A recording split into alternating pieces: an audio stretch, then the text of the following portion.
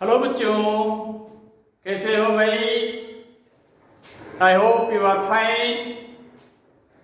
और आज हम आपके साथ YouTube के चैनल इंटरैक्शन विद फिजिक्स पर 11th क्लास की फिजिक्स का फर्स्ट चैप्टर डिस्कस करने वाले हैं।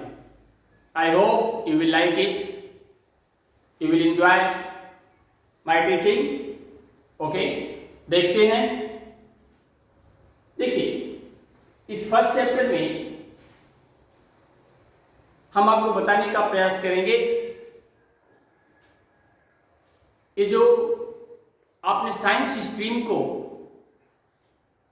सेलेक्ट किया है, आपने इस फील्ड में आपको क्या करना है, कैसे करना है, इससे आपको क्या मिलने वाला है, सोसाइटी को क्या मिलने वाला है, और आपको ये पता चलेगा कि हमारा नेचर, हमारा यूनिवर्स कैसे काम करता है।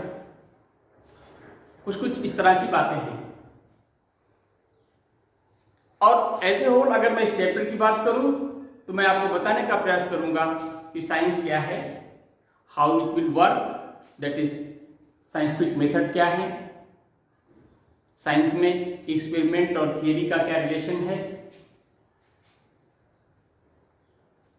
साइंस की मेन डिसिप्लिन क्या है, और उस डिसिप्लिन में फिजिक्स क्या है, फिजिक्स का मैथमेटिक्स की क्या रिलेशन है, केमिस्ट्री से क्या रिलेशन है, बायो से क्या रिलेशन है, फिजिक्स का थ्रस्ट एरिया क्या है, फिजिक्स का स्कोप क्या है, साइंस का टेक्नोलॉजी के साथ रिलेशन क्या है, और ये दोनों मिलके सोसाइटी को कैसे इम्पैक्ट करते हैं। इसके बाद हम बताएंगे हमारे नेचर में नंबर ऑफ फोर्सेस हैं, 4 फंडामेंटल फोर्सेस हैं, उनके विषय में बताएंगे।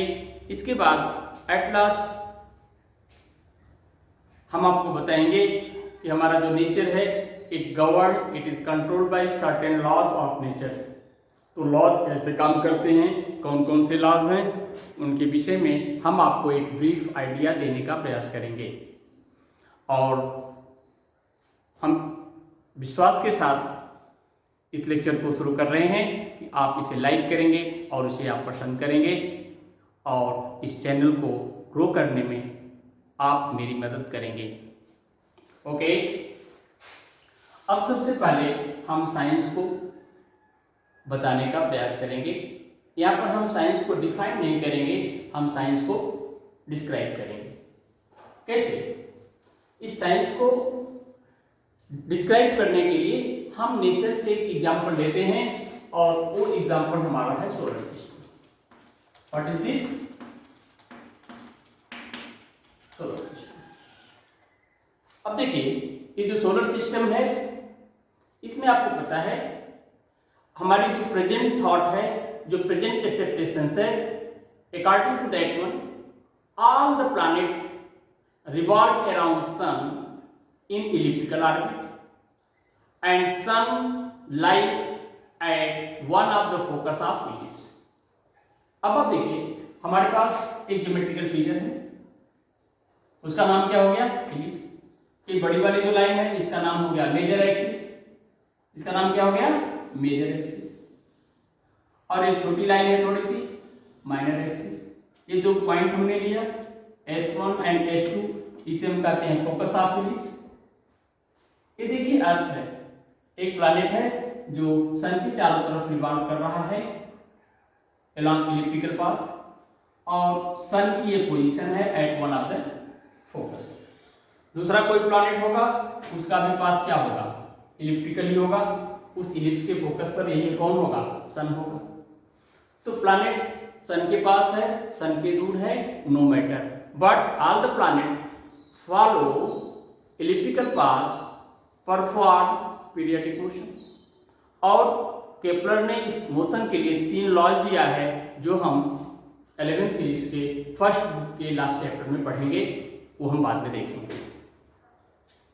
अब देखिए, जो रिवोल्यूशन ऑफ अर्थ है अराउंड द सन, ये क्या करता है, इसका इफेक्ट क्या है? इसका इफेक्ट है चेंज इन सीजन, गर्मी का season, summer season, rainy season, winter season. किसकी वजह से होता है? Because of revolution of earth around sun. लेकिन ये जो अर्थ है, अब जरा देखिए, यहाँ पर सन की पोजीशन है, ये पोर्शन जो सन के सामने है, यहाँ क्या होगा? लाइट होगा, तो हम कहेंगे इस पोर्शन में क्या है? दिन है। लेकिन ये बैक वाला पोर्शन, यहाँ लाइट नहीं होगा, तो we will say there is what? Night. लेकिन अर्थ इस रिवोल्यूशन के साथ साथ अपने एक्सिस पर लट्टू के जैसा ऐसे नाचेगा, रोटेट करेगा।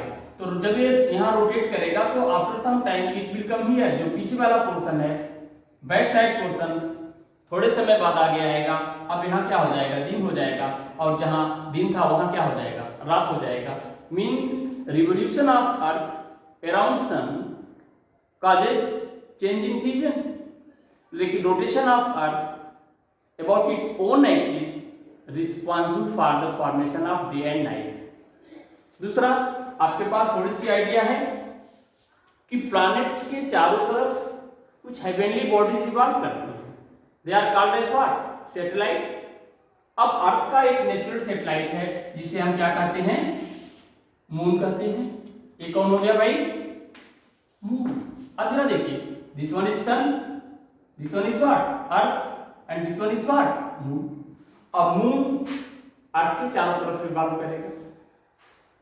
अब ये जो revolution of moon around moon earth, ये नेचर में कुछ चेंजेस लाता है, कुछ फेनोमेना डेवलप करता है, क्रिएट करता है टाइम टू टाइम। उसमें से दो इंपॉर्टेंट फेनोमेना है, solar eclipse and lunar Eclipse.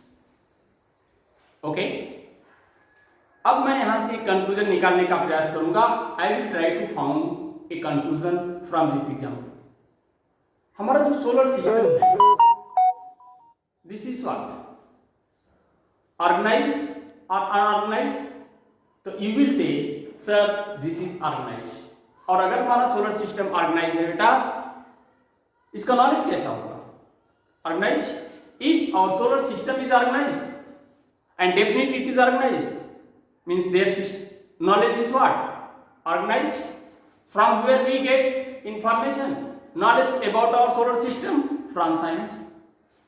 तो साइंस से हम सोलर सिस्टम का इंफॉर्मेशन लेते हैं, नॉलेज लेते हैं, और जो कि ऑर्गेनाइज है।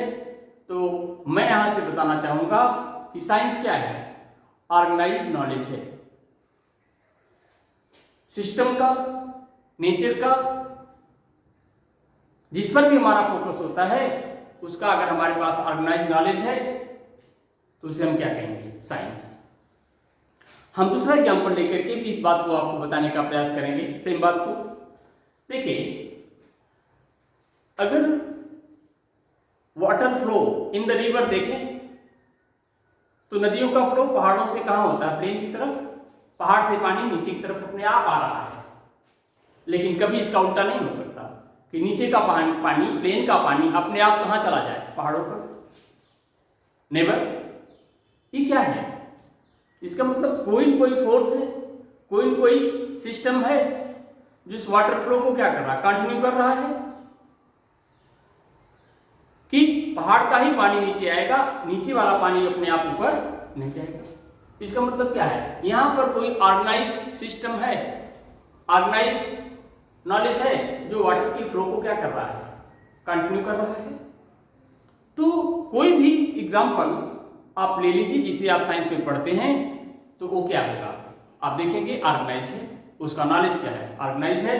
तो मैं कहना चाहूंगा organize knowledge is what? Science.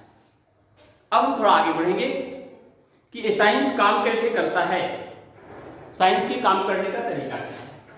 तो मैं यहां पर आपको बताऊंगा कि working way of style consist of certain interconnected step.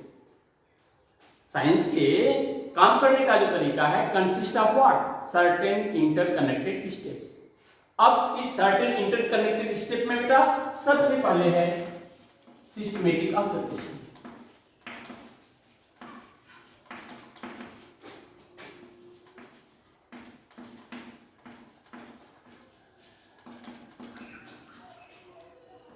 It is systematic observation. Observation का मतलब क्या समझ गया? देखना। ऑब्जर्वेशन का मतलब क्या है? देखना। कुछ हो रहा है उसको देखेंगे, बरसात हो रही है देखेंगे, बरसात के बाद रेनबो बन गया देखेंगे, आकाश में क्लाउड है देखेंगे, सनराइज हो रहा है देखेंगे, सनसेट हो रहा है देखेंगे। ऑब्जर्वेशन का मतलब क्या हो गया? देखेंगे, देखना। लेकिन सिस्टमेटिक, वाटर फ्लो हो रहा है देखेंगे, नदी में पानी बह रहा है उसे भी क्या करेंगे? देखेंगे। लेकिन सिस्टमेटिक का मतलब क्या होगा? इससे पहले सिस्टमेटिक वर्ड जुड़ा हुआ है, देखना ही है लेकिन कैसे देखना है? सिस्टमेटिक। सिस्टमेटिक का मतलब क्या होता है? एक ऑर्डर में। एक ऑर्डर का मतलब क्या होता है कि जिस किसी भी इवेंट्स को, जिस किसी भी फेनामेना को आप देखना चाहते हैं उसको बिगिनिंग से लेकर के लास्ट तक आप देखेंगे। जैसे वाटर फ्लो को देखना है रिवर में, तो नदी जहां से निकलती है वहां से देखना शुरू करिए और कहां तक जाएगी? जहां पर जाकर के समुद्र में, ओशियन में मिलती है। उसे रेनी सीजन में भी देखिए, विंटर सीजन में भी देखिए, समर सीजन में भी देखिए, तब जाकर के flow of water in river का सिस्टमेटिक ऑब्जर्वेशन होगा।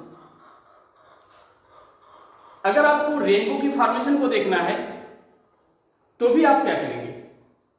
देखेंगे रेनबो बनना कब स्टार्ट हुआ, बनने से पहले की सिचुएशन क्या थी, बना तो उसका शेप कैसा है, उसमें कलर कैसे हैं, कलर का ऑर्डर कैसा है। अगर देखते हैं तो हॉरिजॉन्टल से कितना नीचे या कितना ऊपर, कलर में ब्राइटनेस कितनी है, ढेर सारी चीजों को आप देखेंगे। मीन्स बिगिनिंग से के लास्ट तक फुल कंसंट्रेशन के साथ देखना ही क्या है? सिस्टमेटिक ऑब्जर्वेशन है। फर्स्ट तो अगर साइंटिफिक मेथड की बात करें तो सबसे पहले हम क्या करेंगे? जिस भी फेनोमेनन को हम डील करना चाहते हैं, नेचर से डिस्कस करना चाहते हैं, उसका हम ऑब्जर्वेशन करेंगे, उसको देखेंगे और एक ऑर्डर में देखेंगे फ्रॉम बिगिनिंग टू लास्ट। दूसरा होता है कंट्रोल्ड एक्सपेरिमेंट।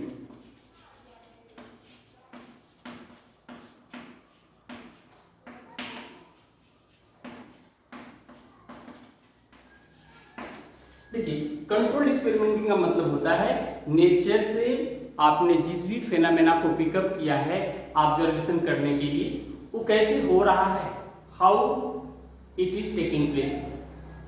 ठीक उसी तरह का मिलता जुलता एक्सपेरिमेंट हम अपने लैब में करेंगे। वही क्या हो गया? Controlled experimenting. जैसे फ्लो ऑफ रिवर है, पानी ऊपर से नीचे आ रहा है, अब हम इसे कंट्रोल एक्सपेरिमेंट कैसे करेंगे भाई? आप देख लीजिए, डैम का एग्जांपल ले लीजिए। डैम बनाते हैं, पानी ऊपर तक क्या करेंगे? जमा करेंगे, और जब ऊपर से पानी गिराते हैं तो नीचे आता है और बहुत दूर तक फैल के चला जाता है। वो क्या है? कंट्रोल्ड है। आपने उसको अपने ढंग से कम या ज्यादा पानी छोड़ने का प्रयास किया। तो कहने का मतलब I mean if you have selected particular natural phenomena and you have observed that one first step, so in second experiment, second step you will perform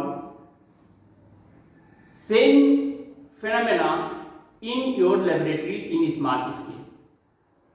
That is what control experimenting. अब इस control experimenting के बाद हम करते हैं qualitative and quantitative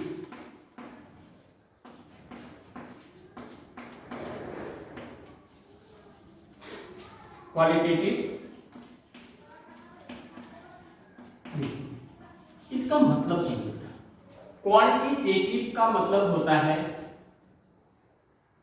qualitative का मतलब होता है कैरेक्टर से। जैसे कोई एक्सपेरिमेंट कर रहे हैं,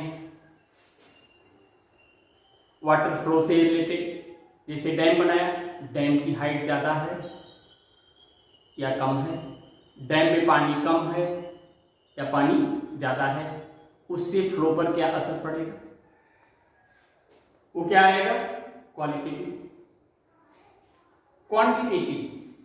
क्वांटिटेटिव का मतलब हुआ कि 50 मीटर की हाइट तक डैम बनाया, 70 मीटर की हाइट तक डैम बनाया, वहां से पानी छोड़ा तो 200 मीटर गया, 500 मीटर गया, यानी हाइट को 50 मीटर किया तो फ्लो क्या हो गया, 200 मीटर तक गया। हाइट को 80 मीटर किया, फ्लो क्या हो गया, 200 मीटर तक गया। जब हम रीजनिंग के पीछे न्यूमेरिकल वैल्यू दे देते हैं तो that is termed as what, quantitative. तो पहला स्टेप हम ऑब्जर्वेशन किए, दूसरे में क्या किया, जो नेचुरल फेनोमेना था उससे मिलता जुलता एक्सपेरिमेंट हम लैब में किए। उसके बाद हमने क्या किया, कैरेक्टर के साथ कुछ गेम प्ले किया। उसके बाद हमने कैरेक्टर को क्या प्रोवाइड किया, न्यूमेरिकल वैल्यू प्रोवाइड किया। ये दोनों मिलकर के क्या हो गए, क्वांटिटेटिव एंड क्वालिटेटिव रीजनिंग। इसके बाद हम करते हैं फोर्थ स्टेप पर मैथमेटिकल मॉडलिंग। ठीक है बेटा, मैथमेटिकल मॉडलिंग इंटरेस्टिंग, बिना इसके फिजिक्स में मजा नहीं आता, साइंस में मजा नहीं आता। मैथमेटिकल मॉडलिंग क्या है, ये देखिए, इसको मैं एक दूसरा एग्जाम्पल लेके बताऊंगा, आप बहुत आराम से समझेंगे। आपने पढ़ा है नेचर में यूनिवर्सल लॉ ऑफ ग्रेविटेशन, क्या पढ़ा, यूनिवर्सल लॉ ऑफ ग्रेविटेशन। उसमें है एक ऑब्जेक्ट ये है, दूसरा ऑब्जेक्ट ये है, इनके सेंटर के बीच का डिस्टेंस r, दिस है मास m1, दिस है मास m2। अब these two mass particles attract to each other by force by r, F is equal to g m1 m2 by r। Newton's ने बताया कि नेचर के दो मास पार्टिकल क्या है, अट्रैक्ट करेंगे, और उनका जो अट्रैक्टिव फोर्स है उनके मास के प्रोडक्ट के प्रोपोर्शनल होगा, लेकिन स्क्वायर ऑफ डिस्टेंस के क्या होगा, इनवर्सली प्रोपोर्शनल होगा। और उसको कैलकुलेट करने के लिए to find their numerical value Newton's ने फार्मूला दिया, और न्यूटन्स ने फार्मूला दिया, इसी को हम क्या कहेंगे, मैथमेटिकल मॉडलिंग। व्हाट वी से, यानी नेचुरल फिनोमेना के लिए कोई भी मैथमेटिक्स का फार्मूला देने का जो प्रयास है वो मैथमेटिकल मॉडलिंग है। या आपने नेचर में क्लास में पढ़ा V इक्वल टू आई है, V by I equal to what, R। ये क्या है, ओम्स लॉ। ये क्या है, ओम्स लॉ की मैथमेटिकल मॉडलिंग है। तो फोर्थ नंबर पर हम क्या कहेंगे, मैथमेटिकल मॉडलिंग करेंगे। इसके बाद फिफ्थ नंबर पर हम करते हैं प्रेडिक्शन। अब प्रेडिक्शन में क्या करेंगे भाई, एक फार्मूला हमने बना दिया, तो हम बताएंगे कि अगर m1 का वैल्यू 2 kg, m2 का वैल्यू 5 kg और r का वैल्यू 2 मीटर, तो जो फोर्स होगा F इक्वल टू g का value 6.7 into 10⁻11 into 2 into 5 into 2 का स्क्वायर, ये न्यूटन है। ये मैथमेटिक्स का क्या हो गया, प्रेडिक्शन हो गया। लेकिन अब हम क्या करेंगे, इसके मास को 2 kg रखेंगे, इसके मास को 5 kg रखेंगे, डिस्टेंस को 2 मीटर करेंगे, और इनके बीच लगने वाले फोर्स को क्या करेंगे, मेजर करेंगे। अगर वो मेजर्ड वैल्यू इससे कोइंसाइड कर गया तो हम कहेंगे हमारी मैथमेटिकल मॉडलिंग क्या है, सही है। हमारा क्वालिटेटिव और क्वांटिटेटिव रीजनिंग क्या था, सही था। हमारा जो कंट्रोल एक्सपेरिमेंट था राइट वे में था, हमारा ऑब्जर्वेशन क्या था, सही था। तो देखिए प्रेडिक्शन हमने किया कैसे, इस फार्मूले को यूज किया, ये न्यूमेरिकल वैल्यू आई। अब इस न्यूमेरिकल वैल्यू को हमने कहा कि 2 kg 5 kg 2 मीटर, इनके फोर्स को हमने मेजर किया। एक्सपेरिमेंटली प्रैक्टिकली मेजर किया और हमने कहा जो मेजर्ड वैल्यू है इससे क्या हो गया, टैली कर गया, इसके इक्वल हो गया, तो हम कहेंगे हमने क्या किया, वेरिफिकेशन। हटाएगी वेरिफिकेशन। और अगर वेरिफिकेशन हो जाता है तो हमारा सारा प्रयास यहाँ का क्या है, सफल है। लेकिन सबसे बड़ी बात ये जानिए कि अगर यहाँ जो प्रेडिक्टेड वैल्यू थी और मेजर्ड वैल्यू दोनों एक साथ नहीं हुआ तो हम कहेंगे वेरिफिकेशन नहीं हुआ। अब वेरिफिकेशन नहीं होने का मीनिंग्स है कि ऊपर में हमने जो कुछ भी किया है they are what, something wrong. अब हम क्या करेंगे, अपने प्रयास को फिर से बिगिनिंग से स्टार्ट करेंगे और रिपीट करते हुए यहाँ तक आएंगे। तो साइंस में किसी फिलॉसफी को, किसी फिनोमेना को एक्सप्लेन करने के लिए, उसको समझने के लिए, उसके लिए लॉ देने के लिए हमें यहाँ से स्टार्ट करके यहाँ तक आना पड़ेगा। इसलिए एक प्रोसेस बहुत लंबा होता है और किसी लॉ को बनाने में इसीलिए लंबा समय लगता है। ओके, तो I hope with this lecture you have able to get some idea, basic concept about science, what is science and how science will work। Okay, कि साइंस क्या है, साइंस कैसे काम करता है और इसमें काम करने के तरीके क्या हैं। तो हम आशा करेंगे कि हमारा ये लेक्चर आपको पसंद आया होगा और इसके साथ हम अपनी बातों को आज बंद करेंगे। फिर नेक्स्ट वीडियो में मिलेंगे नए जोश, नए एनर्जी के साथ। बाय।